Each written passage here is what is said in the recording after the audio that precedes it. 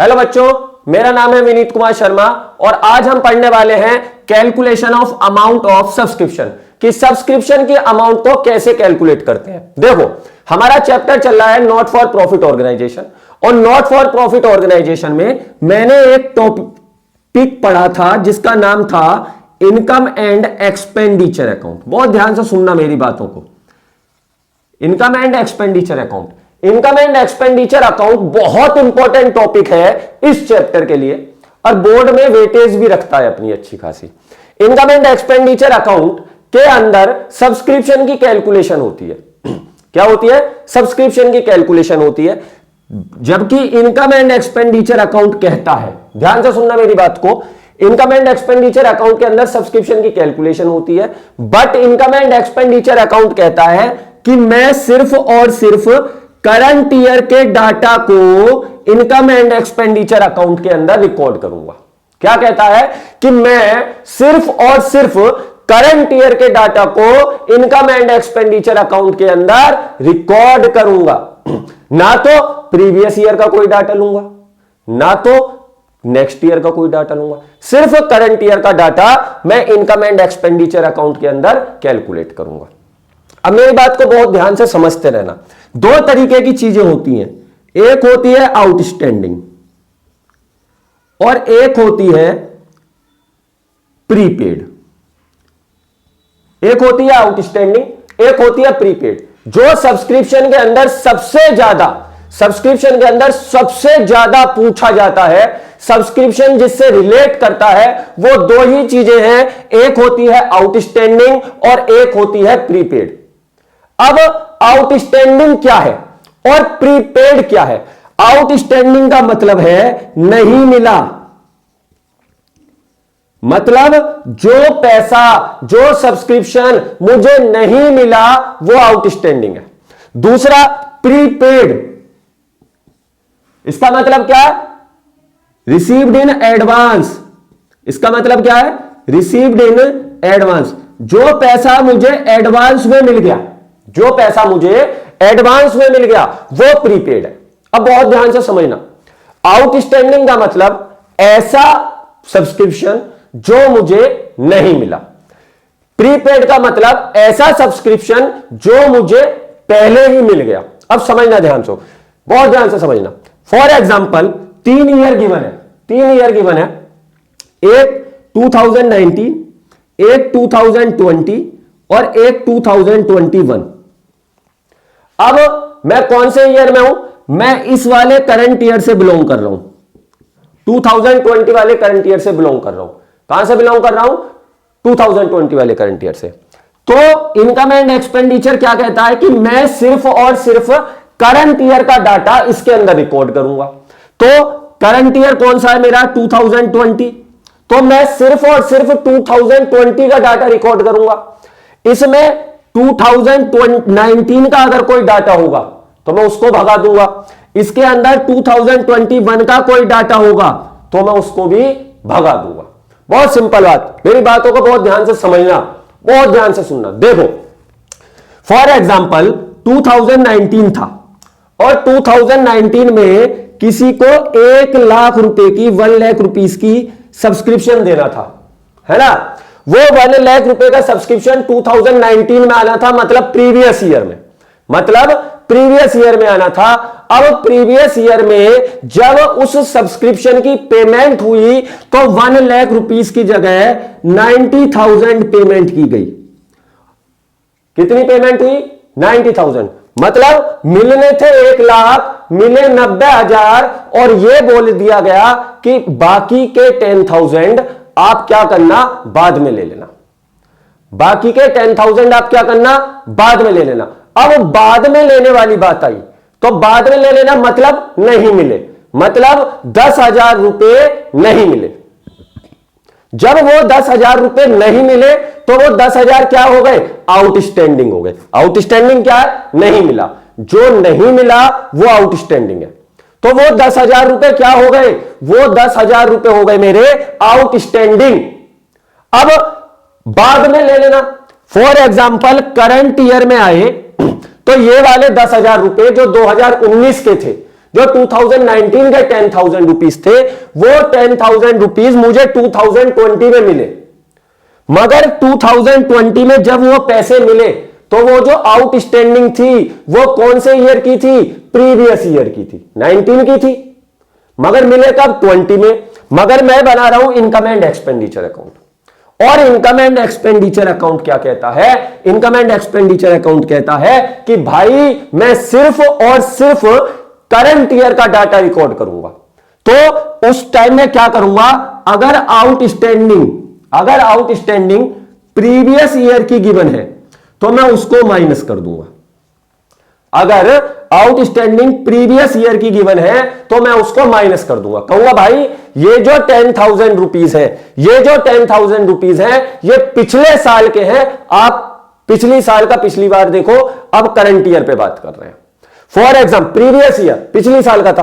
For example इस साल 2020 में भी सेम टू सेम यही कहानी हुई कि 1,00,000 रुपए की पेमेंट करनी थी और 1,00,000 की जगह मैंने सिर्फ 90,000 रुपए की पेमेंट की।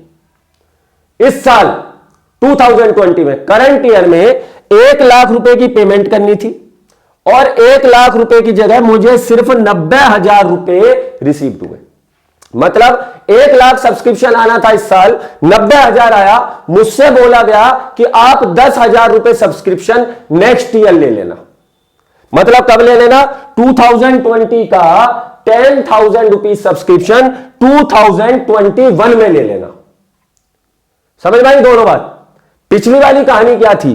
पिछली वाली कहानी थी कि 2019 का मिला 2020 में। अब कह रहा है कि करंट ईयर का जो 10,000 रुपीज बचा हुआ है वो 2021 में ले लेना। अब 2021 में पैसा क्यों लूंगा मैं? क्यों? क्योंकि इनकम एंड एक्सपेंडिचर कहता है कि भाई करंट ईयर का सारा डाटा लिखूंगा। तो मैं क्या करूंगा? अगर करंट ईयर का कोई डाटा जो मुझको नहीं मिला, जो मुझे नेक्स्ट ईयर मिलने वाला है, तो मैं नेक्स्ट ईयर का ध्यान नहीं रखूंगा, इस साल पूरे के पूरे को लिखूंगा, है ना। तो आउटस्टैंडिंग अगर करंट ईयर की है, आउटस्टैंडिंग अगर करंट ईयर की है तो मैं उसको प्लस कर दूंगा कि भाई 90,000 रुपीज रिसीव्ड हुए बेटा, 90,000 रुपीज रिसीव्ड हुए, 10,000 नहीं हुए। बट वो 10,000 थे तो इसी करंट ईयर के ना, तो मैंने करंट ईयर में लिखा। तो ध्यान देंगे, अगर आउटस्टैंडिंग प्रीवियस ईयर की है तो मैं उसको माइनस करूंगा, और आउटस्टैंडिंग करंट ईयर की है तो मैं उसको प्लस करूंगा। क्लियर है? क्लियर, बिल्कुल क्लियर, समझ में आ रहा है? ध्यान देंगे। प्रीपेड, प्रीपेड क्या है? प्रीपेड का मतलब जो पैसा पहले ही मिल गया हो, जो पैसा एडवांस में रिसीव्ड हो गया हो, उस पैसे को हम बोलते हैं प्रीपेड। उस पैसे को हम बोलते हैं प्रीपेड। सेम कहानी यहां पर भी वही बनाते हैं। 2019, 2020 एंड 2021 सेम कहानी। जो पैसा पहले ही मिल गया हो उस पैसे को बोलते हैं प्रीपेड। प्रीपेड। अब प्रीपेड सब्सक्रिप्शन क्या है? सुनना मेरी बात ध्यान से। 2020 में मुझे 1,00,000 रुपए सब्सक्रिप्शन मिलना था। कितना मिलना था? 1,00,000 रुपीज सब्सक्रिप्शन मिलना था। मगर 2020 में 1,00,000 रुपीज सब्सक्रिप्शन ना मिलके मुझे 90,000 रुपीज सब्सक्रिप्शन मिला। मगर 10,000 रुपीज सब्सक्रिप्शन मैंने एडवांस में मिल गया था 2019 में। फॉर एग्जाम्पल, कहीं पर किसी नेताजी की कोई मीटिंग हो रही थी, नेताजी ने बोला कि भाई मैं इस एनपीओ को 1,00,000 रुपीज डोनेट करता हूं। नेताजी ने 10,000 रुपीज एडवांस दे दिए कि ये 10,000 ये रहे, 90,000 आपके पास पहुंच जाएंगे। अब वो 10,000 रुपीज जब एडवांस दिए, वो 2019 चल रहा था, है ना। मगर वो 10,000 रुपए थे कब के?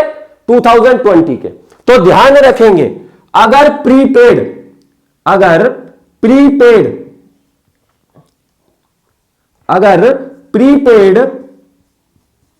हमारा प्रीवियस ईयर में हुआ है तो वो इसी ईयर का। अगर प्रीपेड हमारा प्रीवियस ईयर में हुआ है तो वो इसी ईयर का, तो हम प्रीपेड इन प्रीवियस ईयर को प्लस करेंगे क्योंकि वो करंट ईयर का पैसा था जो एडवांस में मुझे प्रीवियस ईयर में मिल गया था। तो करंट ईयर का तो पूरा डाटा मैं रिकॉर्ड करूंगा, और अगर प्रीपेड इन करंट ईयर है तो मैं उसको माइनस करूंगा। फॉर एग्जांपल मैं इस करंट ईयर में प्रीपेड दे रहा हूं, तो मैं जब इस करंट ईयर में प्रीपेड करूंगा, एडवांस में पैसा दूंगा, तो वो किसका होगा? किसका होगा? नेक्स्ट ईयर का होगा। क्लियर? बहुत ध्यान से सुनेंगे। अगर आउटस्टैंडिंग प्रीवियस ईयर है तो माइनस करूंगा, अगर आउटस्टैंडिंग करंट ईयर है तो प्लस करूंगा, अगर प्रीपेड प्रीवियस ईयर है तो प्लस करूंगा, प्रीपेड करंट ईयर है तो माइनस करूंगा। बहुत ध्यान से सुनना, और भी बहुत सारी बातें हैं। देखो, दो तीन चीजें आपको लिखी मिलेंगी, दो तीन चीजें आपको लिखी मिलेंगी, बहुत ध्यान से सुनना। अगर लिखा हुआ है आउटस्टैंडिंग इन द बिगिनिंग, अगर लिखा हुआ है आउटस्टैंडिंग इन द बिगिनिंग, मैं लिख देता हूं, जरा ध्यान से देखेंगे, जरा बहुत ध्यान से सुनना, जहां कंफ्यूजन है सब खत्म करने हैं। अगर लिखा हुआ है आउटस्टैंडिंग फ्रॉम बिगिनिंग,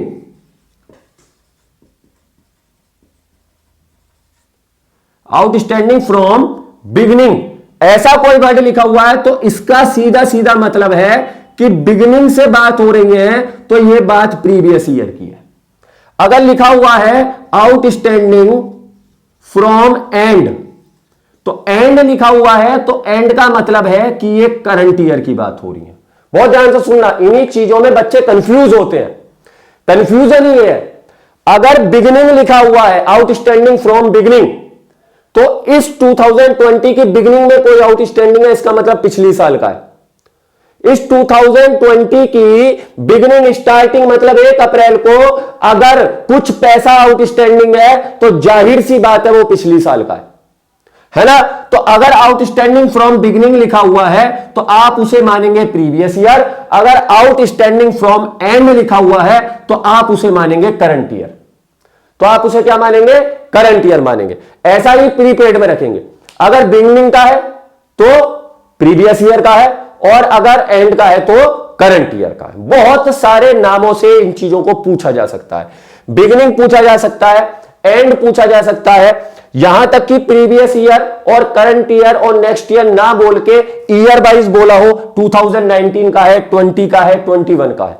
तो बहुत ध्यान से इन चीजों को सोचेंगे और समझेंगे। देखो, सब्सक्रिप्शन कुछ भी नहीं है, आपको सिंपल तरीके से सब्सक्रिप्शन, आपने किए भी होंगे क्वेश्चंस, सब्सक्रिप्शन की जो लाइंस होती हैं उनको पढ़ना है। बिगिनिंग का मतलब प्रीवियस ईयर, प्रीवियस ईयर का मतलब 2019, पिछले वाली साल।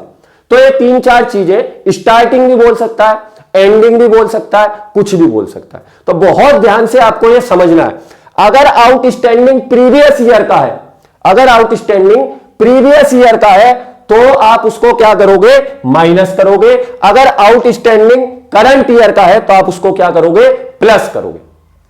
अगर प्रीपेड प्रीवियस ईयर का है तो आप क्या करोगे? प्लस करोगे। अगर प्रीपेड करंट ईयर का है तो आप क्या करोगे? माइनस करोगे। बेटा, वीडियो को देखते रहे, ध्यान से देखें, एक एक चीज को समझते रहे, साथ साथ लिखते रहे, लिख लिख कर प्रैक्टिस कीजिए, एक एक क्वेश्चन को सॉल्व कीजिए, एक एक क्वेश्चन को, एक एक लाइन को ध्यान से पढ़िए, ध्यान से देखेंगे। बार बार समझा रहा हूं, प्रीवियस ईयर का आउटस्टैंडिंग माइनस होगा, करंट ईयर का आउटस्टैंडिंग प्लस होगा। प्रीपेड में अगर प्रीवियस ईयर है तो प्लस, प्रीपेड में अगर करंट ईयर है तो माइनस। क्लियर? आप वीडियो को रोककर लिख सकते हैं, डाटा रिकॉर्ड कर सकते हैं, जो भी आपको इंपॉर्टेंट लगे एक एक चीज को लिखते रहे। अब हम एक क्वेश्चन सॉल्व करेंगे, एक सवाल है जो हमारे सामने है, इसको सॉल्व करेंगे और देखेंगे क्या होता है। ओके बेटा, चलो देखते हैं, एक बार क्वेश्चन को पढ़ते हैं सारे बच्चे, बिल्कुल ध्यान से। टीएस ग्रेवाल की बुक का क्वेश्चन है, बहुत ध्यान से देखेंगे क्या क्वेश्चन है, जरा ध्यान से पढ़ेंगे। केस नंबर 1, एक केस है, एक ही केस है तो 1 हटा देते हैं। Subscription collected during the year ended 31st March 2020 इस पूरे साल में 2020 में जो टोटल सब्सक्रिप्शन कलेक्ट हुआ वो हुआ 2,50,000 रुपीज। वो हुआ 2,50,000 रुपीज। इस पूरे साल में जो सब्सक्रिप्शन कलेक्ट हुआ, जो मेरे पास आया, वो हुआ 2,50,000 रुपीज। मैंने कहा ठीक है, अब मैंने यहां पर सॉल्यूशन लिखना है, तो सॉल्यूशन लिख रहे हैं। तो सॉल्यूशन में मैंने लिखा सब्सक्रिप्शन करंट ईयर कितना रिसीव्ड हुआ, 2,50,000 रुपीज। मैंने लिख दिया सिंपल, 2,50,000 रुपए सब्सक्रिप्शन मुझे रिसीव्ड हुआ, मैंने लिख दिया। अब 2,50,000 में मुझे नहीं पता कि प्रीवियस ईयर का कितना है और नेक्स्ट ईयर का कितना है। अब मुझे प्रीवियस ईयर का बाहर निकालना पड़ेगा और नेक्स्ट ईयर का भी बाहर निकालना पड़ेगा। तो ध्यान से पढ़ते हैं अगली लाइन को। Subscription in arrear for the year ended 31 मार्च 2020। अब मेरी बात को ध्यान से सुनना, अब ये चीज समझनी है ध्यान से, बिल्कुल ध्यान से। सब्सक्रिप्शन इन एरियर, क्या वर्ड लिखा हुआ है, इन एरियर। इन एरियर का मतलब नहीं मिला। क्या वर्ड लिखा हुआ है, इन एरियर। इन एरियर का मतलब सब्सक्रिप्शन नहीं मिला, तो जाहिर सी बात है आउटस्टैंडिंग हो गया। तो जाहिर सी बात है क्या हो गया, आउटस्टैंडिंग हो गया। सब्सक्रिप्शन इन एरियर, सब्सक्रिप्शन नहीं मिला तो जाहिर सी बात है आउटस्टैंडिंग हो गया। फॉर द ईयर एंडेड 31 मार्च 2020, कब, 2020 के एंड में। अब 2020 को मैं क्या मानना था, करंट ईयर। अब आउटस्टैंडिंग कौन सा है, करंट ईयर का आउटस्टैंडिंग है, और करंट ईयर के आउटस्टैंडिंग को मैं क्या करता हूं, प्लस करता हूं। तो मैंने करा add outstanding subscription for current year. मैंने ऐड किया, कितना देखेंगे, 6,000 रुपीज। कितना आया, 6,000 रुपीज आया। मैंने इसको ऐड कर दिया। क्लियर। आगे पढ़ते हैं नेक्स्ट लाइन।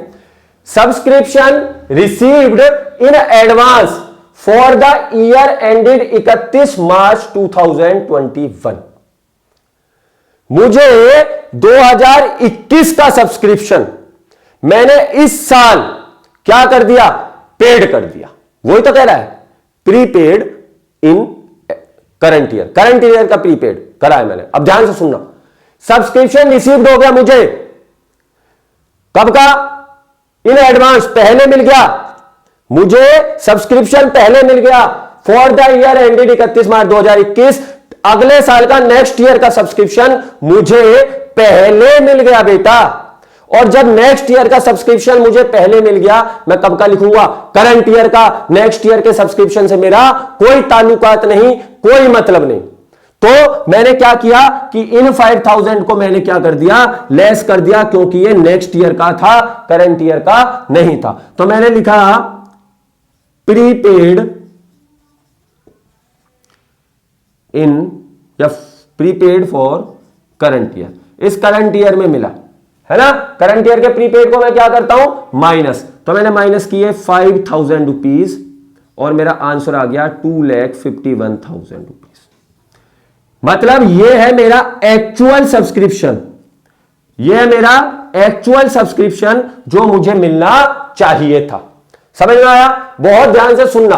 तो आपको क्या करना है, अगर आउटस्टैंडिंग प्रीवियस ईयर है तो माइनस करना है, अगर आउटस्टैंडिंग करंट ईयर है तो प्लस करना है। अगर प्रीपेड प्रीवियस ईयर है तो आपको क्या करना है बताओ जल्दी से, अगर प्रीपेड प्रीवियस ईयर है तो ऐड करना है, और प्रीपेड करंट ईयर है तो लेस करना है। क्लियर बात। एक शॉर्ट्स में सारी चीजों को समझना, बहुत ध्यान से सारे क्वेश्चंस को ट्राई करना। किसी भी बच्चे को कोई भी प्रॉब्लम आती है तो मेरा नंबर डिस्क्रिप्शन में मिल जाएगा, तो आप मुझसे डायरेक्टली पूछ सकते हैं। बेटा मन लगाकर मेहनत करो, जी लगाकर मेहनत करो। Okay, thank you.